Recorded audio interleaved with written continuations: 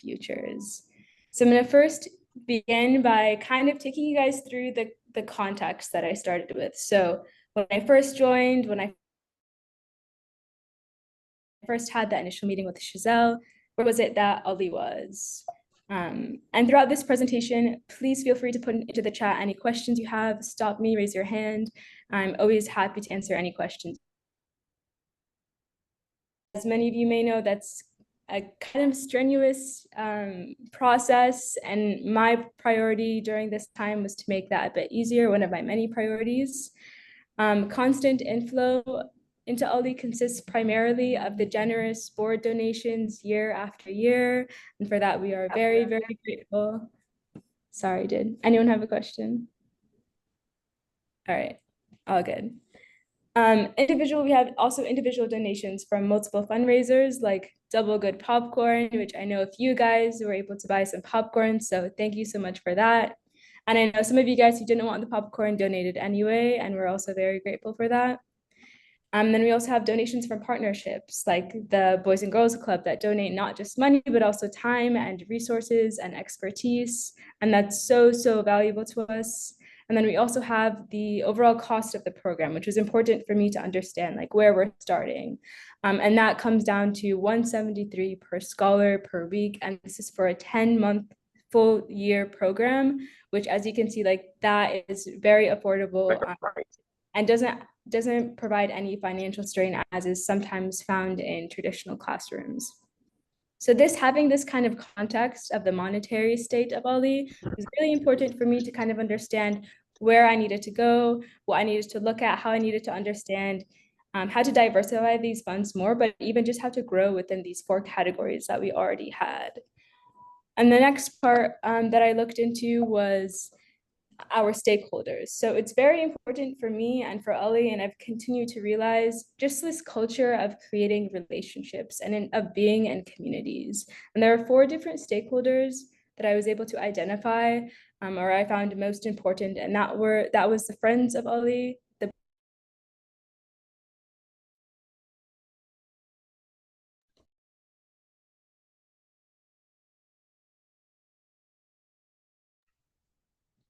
Can everyone hear me? Yes, now we can. Perfect. Okay. Yep. So the second aspect that I wanted to focus on was stakeholders. So throughout my time at Ali, I've really realized that there's been this culture, even from the first initial interview I had, there is this strong culture of creating community, of being in relationship, of valuing those around us and those we want to impact. And so understanding the stakeholders in Ali was extremely important for me to just understand how to build those relationships, how to maintain those relationships, how to not just grow as 2 separate entities, but to grow with each other. And so there are 4 main categories that I kind of identified, and those were the friends, the board members, the community partners, and the parents and students. And everyone here, everyone on this call is one of our stakeholders, and you all invest so many different things. And for that, we're very grateful. These investments include the time, like the time you're taking today, yourselves, your reputation, money, guidance, experience, and trust. And all of that is very key for us to understand how we can also provide for you in the same way that you've been providing for us.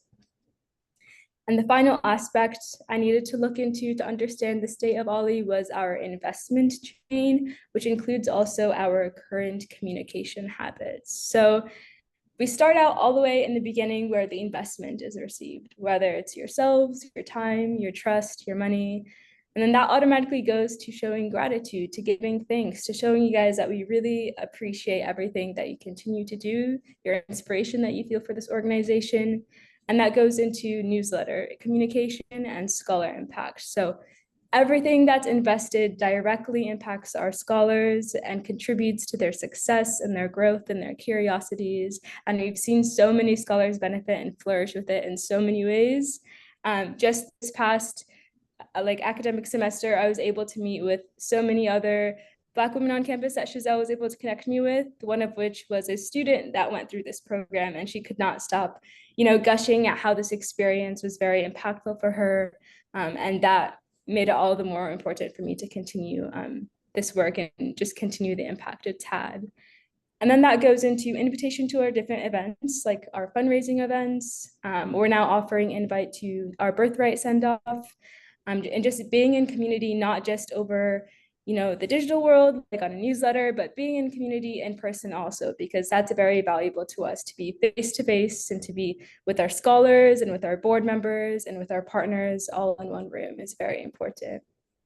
And finally, that leads to a reinvestment process, which is not just reinvestment in the sense of money or in the sense of the same person directly donating again, but also in the sense that now they're investing our passions into their communities. They're telling their friends about us. They're telling their parents about us. They're telling their other, Black youth friends about us. There have been so many parent testimonies that I've been able to look at that have said, now my daughter is telling her friends about us. And that's so beautiful for us to see that now there's reinvestment, not just directly back into us, but also into other communities that could really benefit from the OLLI experience.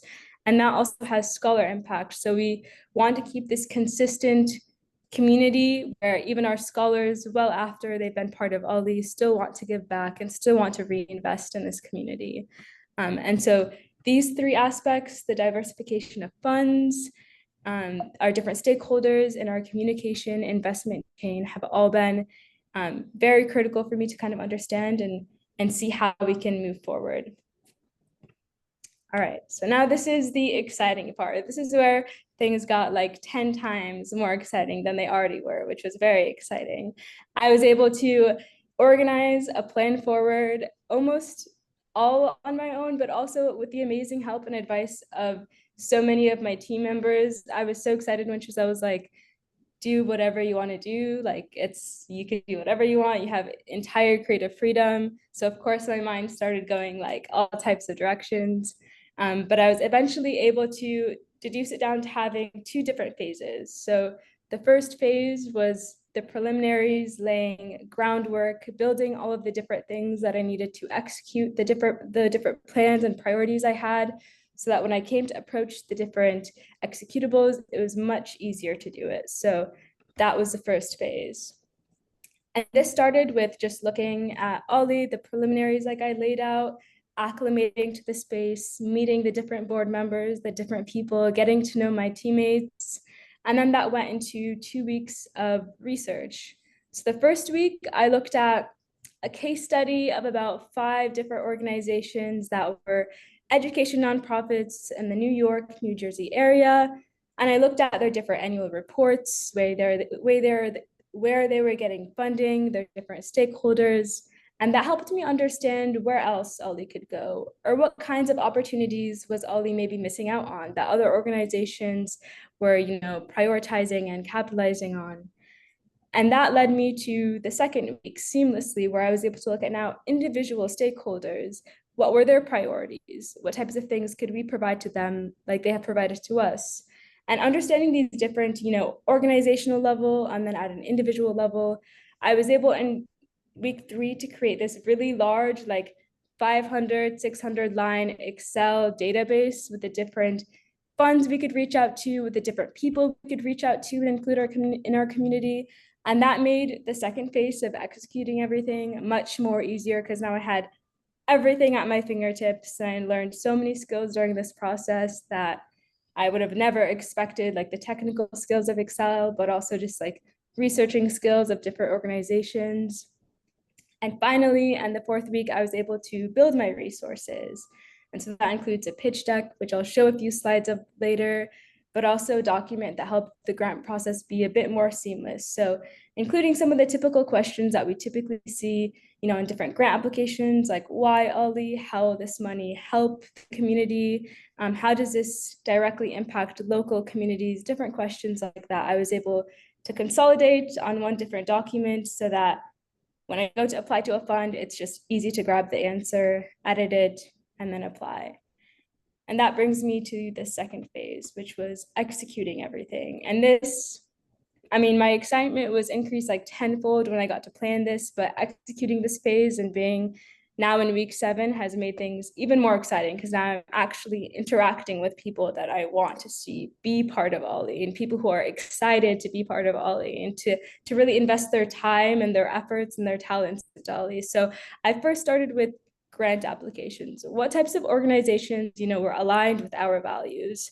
And I was lucky to see that there were so many opportunities out there for us, almost an overwhelmingly amount of opportunities, but it was still so wonderful. And then from there, I was able to go to potential investors. So one-on-one, what types of people do I think would really value the impact of Ollie?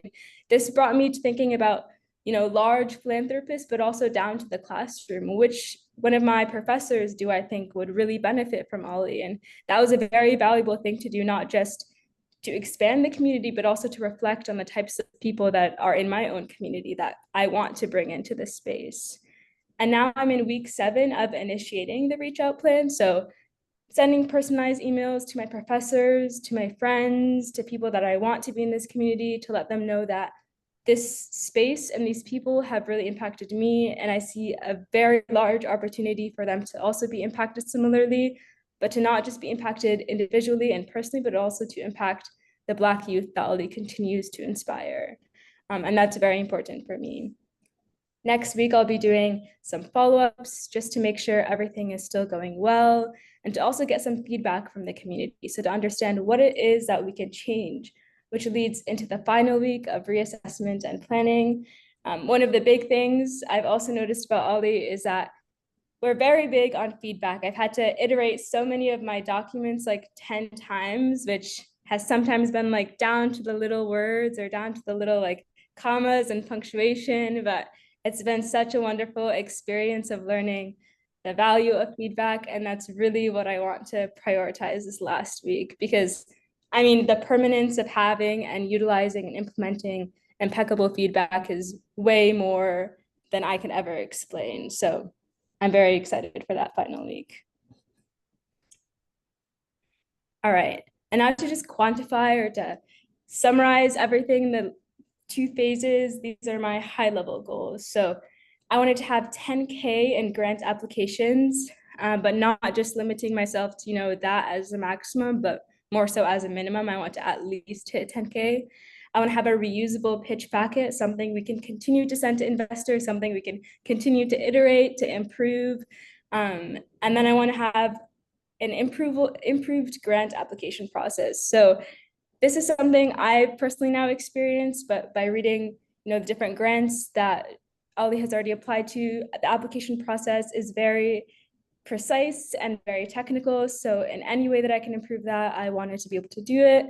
And then I wanted to increase the number of individual investors we have. We have a lot of great partnerships with the large organizations, but I wanted to get a bit more personal to understand one-on-one what different people's needs and passions were and how Ollie can fit in and align with that.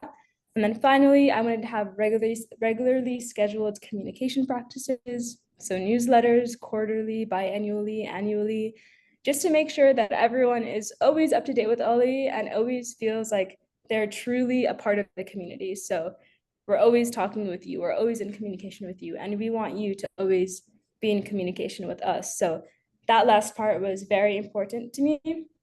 So I'm actually curious to know what you all think would be like the ideal number of, newsletters or communications, because I know we all get almost an insane amount of emails every day.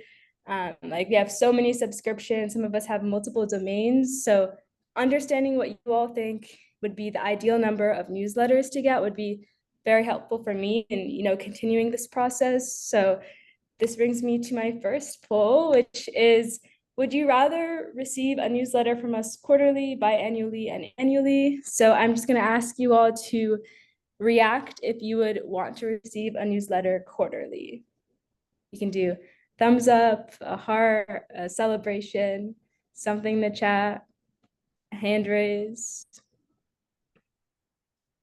Awesome. That's good, good. Seeing a lot of reaction. All right, and then for those of you who would want biannual newsletters. Okay, awesome. Okay, I'm taking notes. And finally, annually. Anyone just want to hear from us one time, and that's enough. And that's totally fine too. Okay, perfect. This is good to know. This is, like I said, feedback is one of the most valuable things that I've learned during my time here. So knowing what you guys want is very important so I can, deliver exactly that to you all. Awesome. Okay, so now that we've understood where we've been and where we want to go, I want to share one of the most exciting parts of this presentation, which is what exactly it was that I was able to accomplish with my team, and that is where we are now. Awesome. So there are so many things on this page because there's so much that we've accomplished, and I'm very excited about the opportunity that it, has brought about for Ollie and, the continual growth we'll be able to see. So we've been able to have grant applications amounting to 26K, which is almost triple what I had set as a baseline, which is very exciting. We've created a database for the grant application process, which includes now not just different grants we can apply to, but the typical questions we find on these applications. We've created a pitch deck to send out to individual donors, which I'll show you guys a few pages of on the next couple of pages. We've redesigned the tiered donor program to be more feasible. So now we're offering things that, are right at our fingertips instead of things that we have to, maybe work a little bit harder for. So we're starting a bit easy. We've identified 20 C-suite executives and academics we can reach out to with personalized emails. And that was honestly my favorite part to do because, I've listened to these great professors tell me so many things, especially in the Princeton AS department. We just have amazing professors who honestly teach exactly what it is that Ollie is doing. So to be able to ask them to join our community just seems also like a no-brainer. So I'm very excited to do that. And then finally, I've been able to design a newsletter section that's dedicated to highlighting the donors and creating networking opportunities for everyone in our community. And that's very important because, again, relationship building and maintaining community is something that Ollie does very well. And so on the right-hand side are just a few of the quantifiable impacts that this work has had. So the grant application funds would cover 6 students going through the program. And again, this is a 10-month, full year long program. So this is a very grand impact that it would have. It would allow 6 students to go through a 10-month long program, which is incredible. And then we'll have individual investors to expand the Ollie network by 60%. So just reaching out to these 20 people we've identified would already expand the Ollie network by 60%, which is to say that that's just those individual people, but then those individual people I foresee going to their communities, and that would expand even more. The grant application database saves an hour on average on every grant application, which is incredible for me and hopefully for anyone else looking to apply to the grants. And the newsletters will increase communication by 400%. So that is great for donor engagement, for community engagement. And I'm very excited to hopefully launch a summer edition of our newsletter in just a few upcoming weeks. So that's very exciting. All right, and these next pages are just a little snippet, a little precursor to what you would see if we were to reach out to you one-on-one as an investor. These are just a few of my favorite pages of the deck, but it's definitely not exhaustive. There's much more nuance and detail in this deck. So this is our upfront page with the Ollie mission statement, which states that Ollie operationalizes proven and promising links between social and emotional learning, culturally responsive education, and identity development to improve mental health and academic success for Black youth. So it's very important for us to include that right up front because immediately those people who align with this will be interested to continue looking through the deck. This next page in this pitch deck outlines why education is very important for upward mobility, and it just details how education helps us break these cyclical patterns of those in the lower brackets staying and remaining in that. And the next most immediate question would be, okay, so sure, education is a great way to promote upward mobility, but why Ollie? Why not just a traditional education system? Or why not the education system that I attend or I currently attend? And this next page aims to answer just that. So this tells us that yes, education is key for upward mobility, but it's actually investing in Ali that will have the most impact in, creating upward mobility specifically for Black youth. So shows you most of the high level important benefits of being in Ali. And it even shows why traditional classrooms are disadvantaged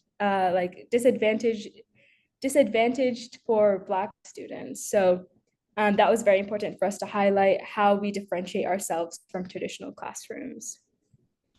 This next page details even further what Ali does, providing a 3-bullet point presentation of how we preserve Black futures, and that's by owning our education, controlling our narrative, and prioritizing positive mental health and well-being.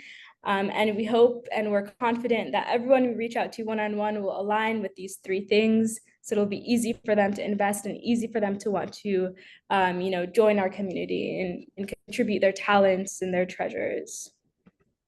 And finally, this is our reimagined, our restructured tiered benefit package for being a part of our experience, from friends to visionaries. It doesn't matter at which level you lie, but regardless, we just want to show our gratitude for you joining our community by providing you different benefits. And you can see those listed here. But again, I want to reiterate that these different tiers, the most important part is that you're willing to offer your talents and your experiences and your expertise, and really your time and yourself to Ali. That's what we, care about the most. So that's, again, I want to say non-exhaustive of the pitch deck, but those were just some of my favorite pages. And now I want to pull you guys again. Of these 3 choices, which is the most important for you to donate to a nonprofit? I've already explained, different benefit packages, what we're offering, how we build relationships, how we maintain them, but I want to hear from you all, from our stakeholders. So again, I'm just going to start off the first one and ask you to react.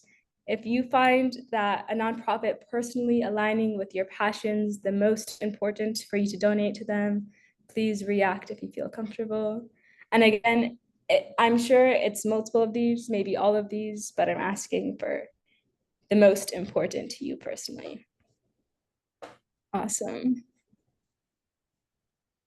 Seeing a lot of reactions. This is good. I hope Ali personally aligns with your passions. Perfect. All right. What if it exists in your local community? Is that the most important to you to donate? So it's immediately in Chicago or in the Philippines or in Boston. That's important to me. So please react if you find its existence in your local community the most important. All right. Few reactions, that's good. And the last one is has quantifiable impact. So if you're a very numbers-driven person, you want to make sure that it's something I can immediately grasp, something I can immediately see and understand. Please react. Perfect. Awesome. That's good to know.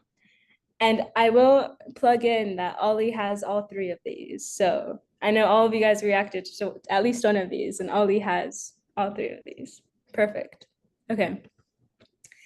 So now, given where Ali was, what I wanted to do, and what I have been able to accomplish, next and most exciting part is looking forward. So what's next for Ali? Where can we go from here?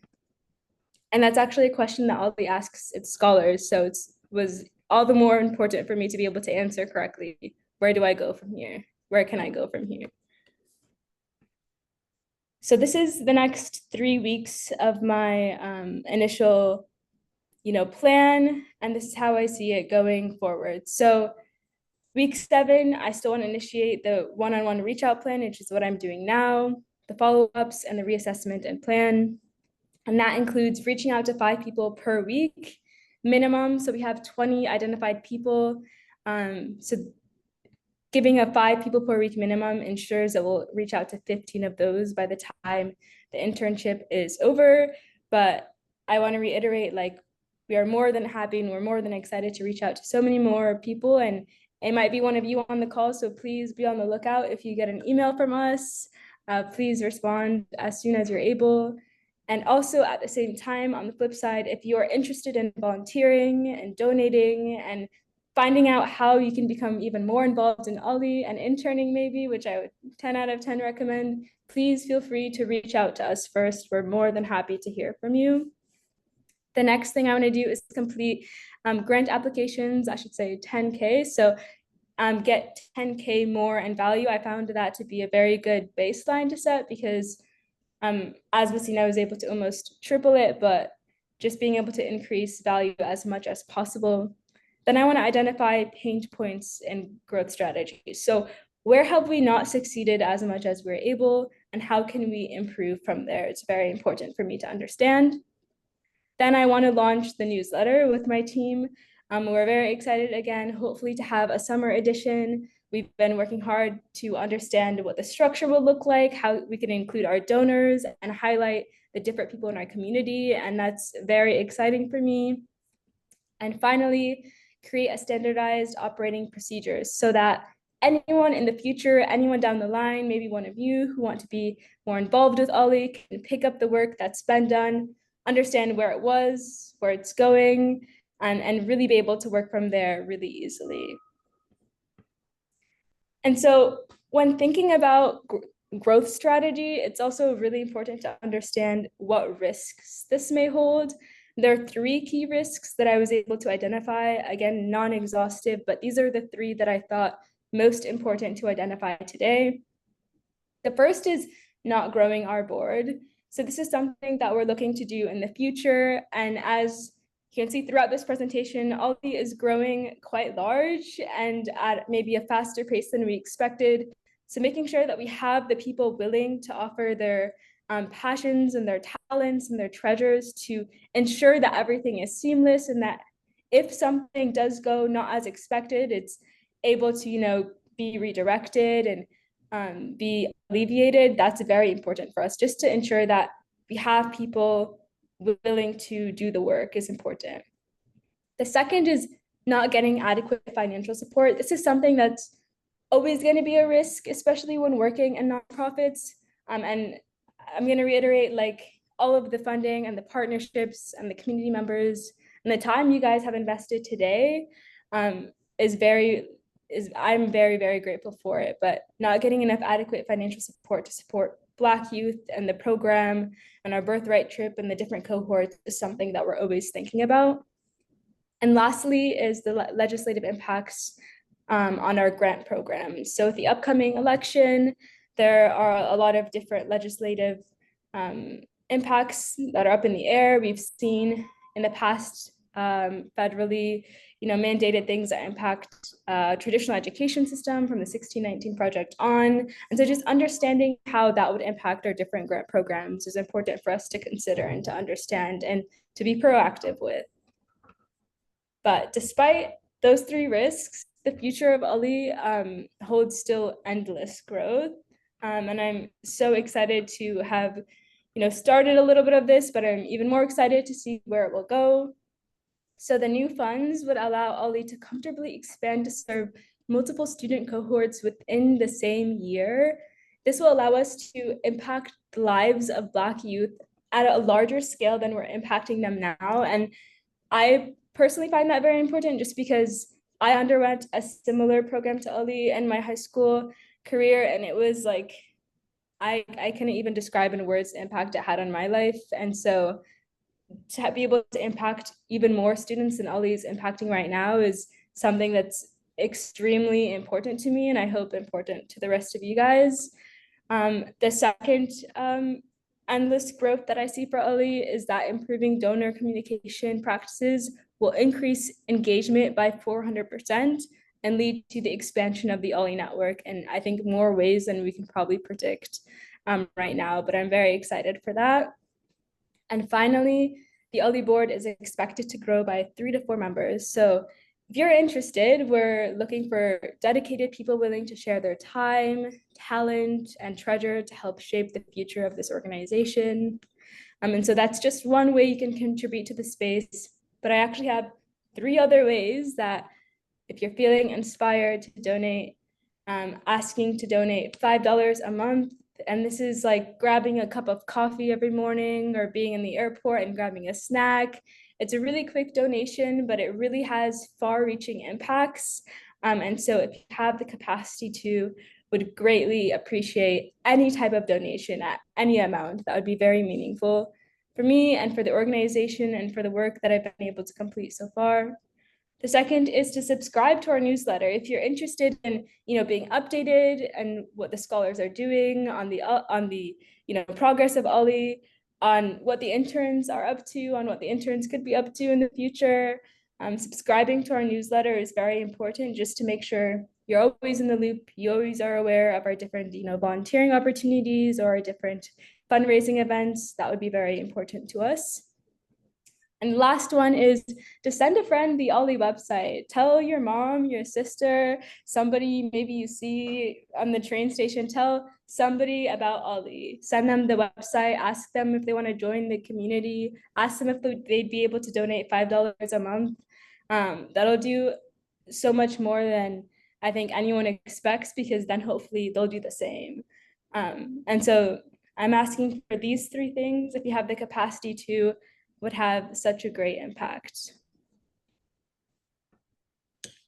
My final poll, I've asked you all to donate $5 a month if you're able. So now I'm curious to see what you guys think. That if everyone on the call today donated just $5, how many students do you all think that would fund going through the program? And you can just drop a number in the chat. Any guess?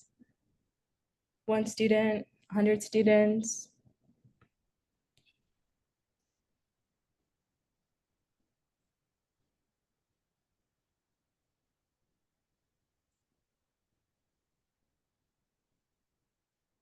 Let's see.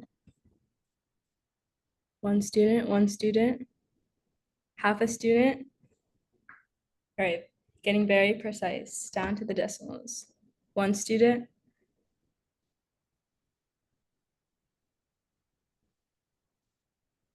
All right. So if everyone on this call donated $5 today,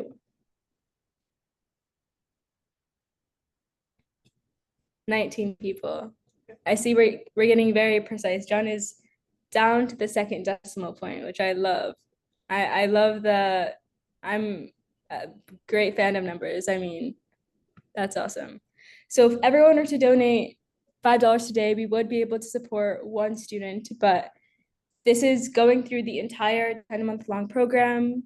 This includes becoming an illustrator, becoming TEDx certified, taking a DNA test. So the fact that if everyone on this call was able to provide a student certification to be a TEDx speaker, to get a DNA test, to participate in this 10-month-long program, that impact alone would allow 1 Black student to be able to become more connected with themselves. And the impact of that, I think none of us on this call would be able to explain in words alone, but the fact that we'd be able to help 1 Black student be more in touch with themselves, I think is inspiring enough for us to all go ahead and do that. And that concludes my presentation. I hope you all enjoyed hearing what I've been able to complete just in the few short weeks I've had with Ollie. I hope you guys have felt inspired to maybe join the organization at a more nuanced level. I have this QR code on the right-hand side to our donation page, and also please stay in touch through our email or our website. I, again, cannot emphasize enough how much I really appreciate you guys, not spending time doing other things, but spending time on this Zoom call, listening to me talk, engaging in my polls. That means so much to me, and has met so much the work I've been able to do. And I've just, Chazelle, I continue wanting to thank you again and again for bringing me into this community. It's meant so much. And I'm very sad to have to leave it in just a week, but I hope my involvement with Ollie will continue well after this internship. So thank you all again for being here. And I'm more than happy to answer any questions anyone might have.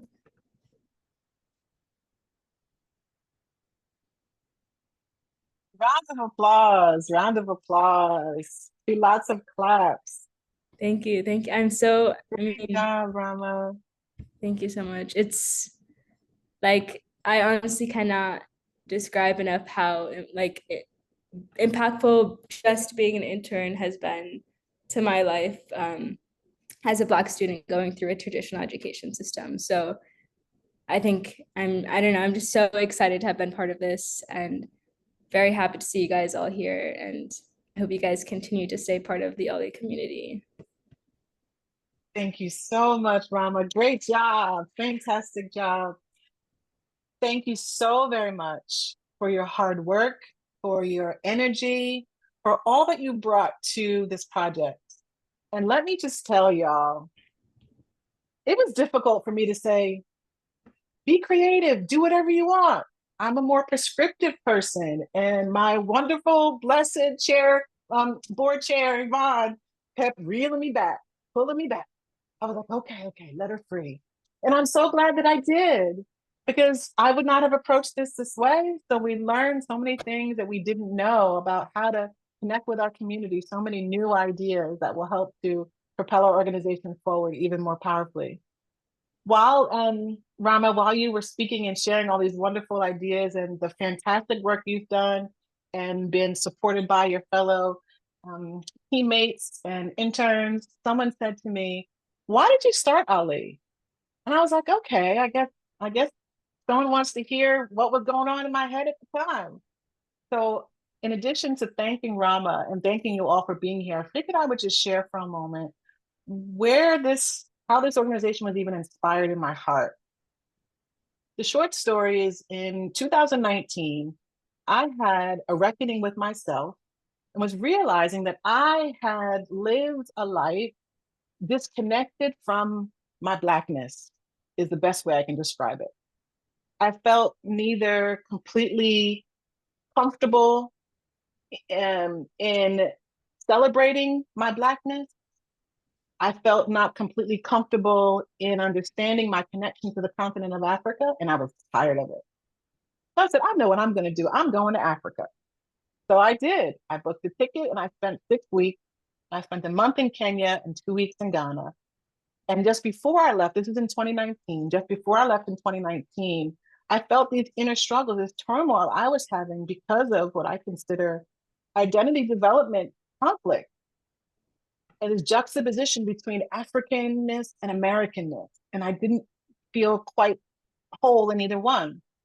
And I was working with the Boys and Girls Club of Mercer County for quite a number of years. And they had consulted with me to create a program that would solve some of or would pour into the students in some of the areas that they found more important.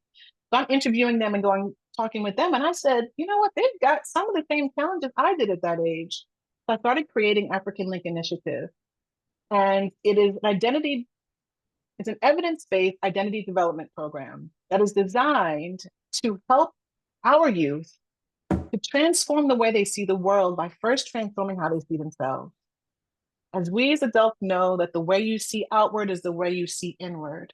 And I knew that that was the beginning, the foundation of the work that I needed to do, particularly at that age. And what I was seeing in them was very similar. So I created this three-part program. My background is in learning and development and talent management and instructional design. But I didn't have the piece about the continent of Africa. When I went to Africa and came back, then I knew that to tie a bow in this conversation around what is identity development, what does it mean to be both African and American, our students needed to go to the continent to experience African culture firsthand. They needed to be able to reimagine their ancestry story. So I took an African ancestry DNA test before I left, and African Ancestry is one of our foundational partners. They do not share, store, keep, or research our DNA. It is destroyed at the lab, which is very important for me as an individual and as an organization protecting our youth. So I took a DNA test and I went to Africa. While I was there, I found out that my maternal line is 100% Mende from the people of Sierra Leone. I knew nothing about Sierra Leone, thankfully. I didn't know where it was, didn't know anything about it. So I went on this quest to discover who my peoples are. That's right, Yvonne. And since then, I have really grown such a deeper love for myself. And I say that I became African American for the first time at age 47, because that's when, for me, it came together. I could both celebrate, embrace, and love deeply my Africanness and my Americanness. And it was a beautiful thing. So I knew when I came back that I had to also give this gift to our students. And for any of you who have gone to the continent of Africa and have experienced the soil and the air and the food and the sun, and like the young people say, it just hit different, y'all. And when you get over there, you just feel like, you relax your shoulders and you lean into it. So this is an experience that I created. It was a 3-part program, and then I came back and said the culmination has to be the birthright trip. So I saw Mr. Peter Jones Ajay in here in our room. I'm not sure if he's on the camera or not, but he is one of our teachers from Ghana. So when we took our students to Ghana, we visited his community, we served at his school, we donated equipment, we did service there, and he really embraced and showed us so much love throughout our entire 2 weeks in the country of Ghana. We went so many places. I think we were in 4 different regions of the country, which is not easy to do in 2 weeks. So we was on the move. So I wanted to share that with you, that our why is steeped in really understanding that part of our concern as African Americans in this country is our disconnection to our ancestry, which is a disconnection to ourselves. And once we recapture that knowledge, that hidden, stolen, forbidden knowledge, it actually reveals some beautiful things about ourselves if we are willing to lean into that. Since then, I, like Yvonne, thanks to Yvonne and the work that she did in Sierra Leone, I have gained dual citizenship. She helped to create the process that myself and thousands of other people have now gained dual citizenship. And that's serious. That is legend. That's legendary ramifications for finding out where you come from. And we intend to give that gift to as many Black students as we possibly can. Now, on the data side, for us who want to know what's the evidence about, there's 2 streams of evidence to data that we subscribe to. One, the evidence shows that when you teach Black students about Black history, about Black culture, and instill cultural pride, there are marked improvements in GPA, decreases in dropout rates, and improvements in all sorts of important markers, as in self-esteem, as in lower rates of violence, et cetera. So the data shows now what we have known anecdotally for a long time, but the data is now clear on that part of it. The data also shows that as Black people, when we start to embrace our cultural pride, it actually improves our physical and mental health outcomes. So there's a huge body of evidence now, thankfully, that shows that to mitigate the effect of structural racism on generational trauma, learning and instilling cultural pride is actually a protective factor. Now, many of us could have said that decades ago, but the data showing that now is very important. For what Rahma said about applying for grants, for example, they really want to know what is the data showing and why are you trying to do the work that you do. Now the data is very strong in showing why we do what we do. In fact, there's many places like digitalpromise.org that says a strong racial or ethnic identity has been shown to buffer the negative effects of discrimination on children's social and emotional well-being. In addition to that, the Suicide Prevention Resource Center says that major protective factors that help protect people from suicide include behavioral health care, and we are not a suicide prevention organization. However, connectedness, life skills, self-esteem, and cultural beliefs. Our program provides 4 out of 5 protective factors as listed by the Suicide Prevention Resource Center. And the last piece of data that I'll share with you as far as our evidence base goes is the SAG data on the traumatic and sad, heartbreaking trend of suicide in the Black community, particularly around Black youth. From 2013 to 2019, the suicide rate of Black boys and men 15 to 24 years old rose by 47%, and 59% for Black girls and women of the same age. That is from the New York Times. The CDC, Centers for Disease Control, reports that from 2000 to 2020, the suicide rate for Black youth ages 10 to 19 increased 78%. And Black youth ages 5 to 12 are twice as likely to die from suicide than their white counterparts. Our house is on fire, our hair is on fire, and we must react accordingly. So the work that we do in African Link Initiative is our way to mitigate the effects of our structural environment. It's also to create community. It is also to give ourselves what we know that is what we actually need in our community, through education, through empowerment, through mental health and wellness, and through education. So we are owning our education and controlling our narrative. Rahma did say our students become TED Ed speakers. We have 5 published TED Ed speakers. The one, Xavier, was on here. I don't know if Xavier's still here. He is one of our published TED Ed speakers on the TED platform. And I don't see, no, I think he was the only one on here at the moment. And then they also will become published authors and illustrators of their own children's books. So as more and more books become banned, guess what? We're writing more and more books. So I want to offer you that, and thank you again for your time. Thank you, Rahma, deeply. And I'd like to allow and bring to the stage our brilliant board chair, Yvonne Wolf. Everyone, please welcome Yvonne Wolf.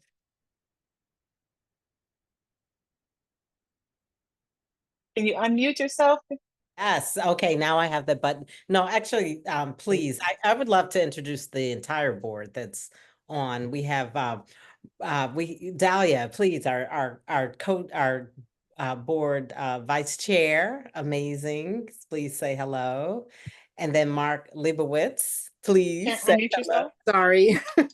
Yeah. Sorry, There you Yvonne. go. They had us muted. We couldn't get off. Yeah, Hi, I'm Dahlia Sizer. Yeah, say something a vice little chair.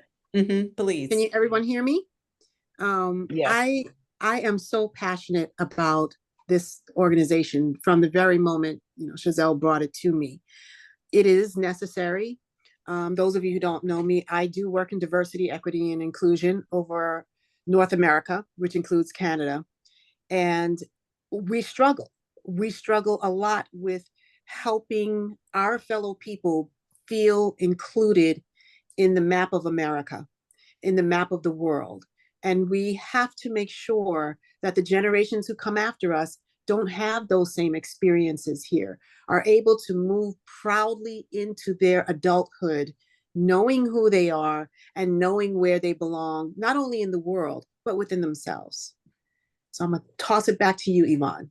No, please, Mark.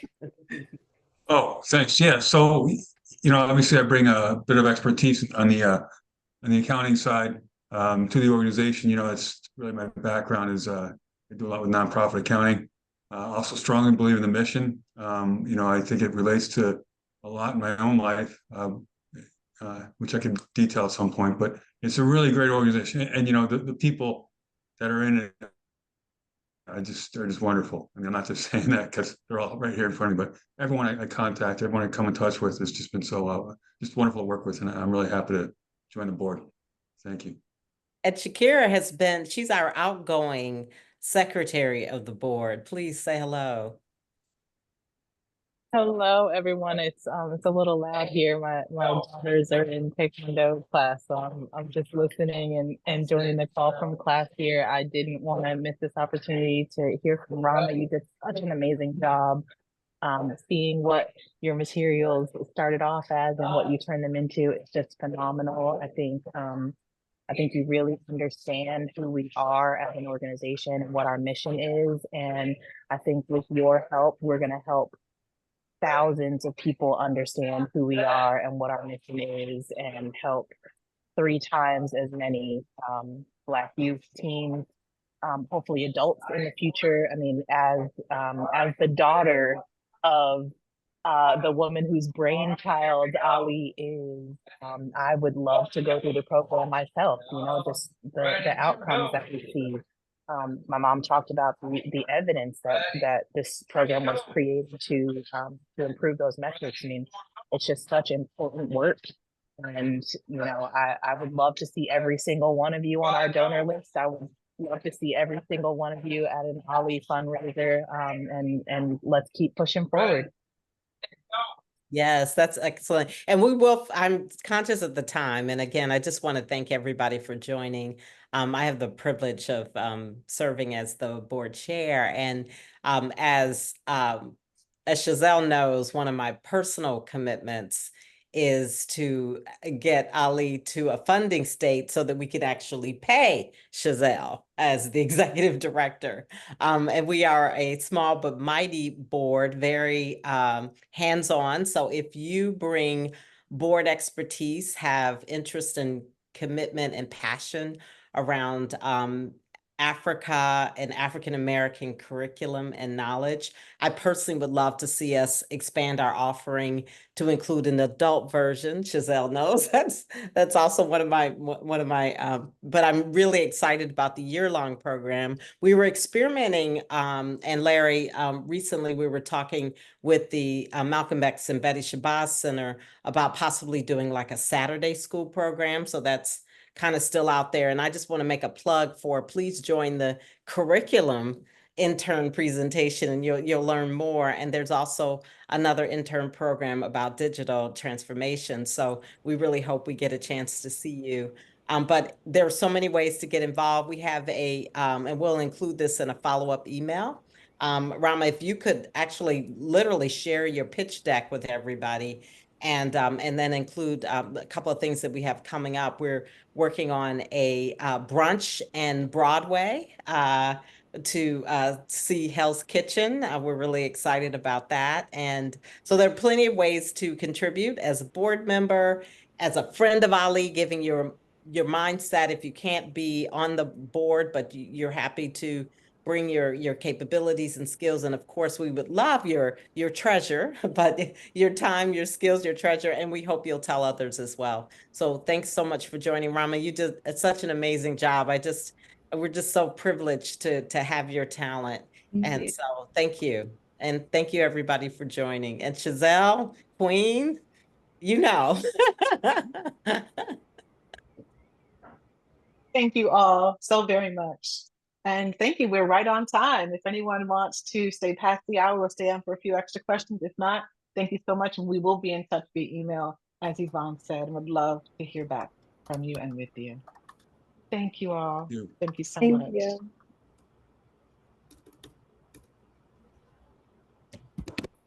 I love you, Mom. Bye-bye. I'll be on the next call. Okay.